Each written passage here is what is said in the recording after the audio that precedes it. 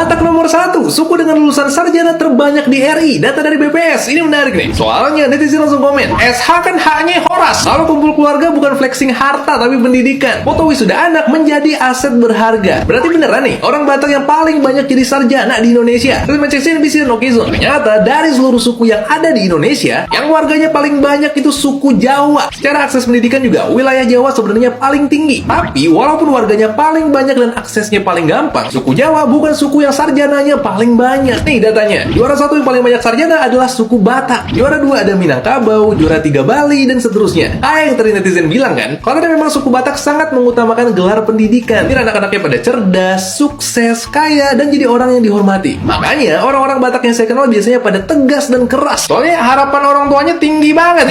Netizen komen, Sunda kerjaannya nikah muda. Orang tua Sunda, beres lulus SMA nikah ya nak. Madura fokus ngewarung sampai kiamat. Kamu gimana? Saya mau denger pendapat kamu.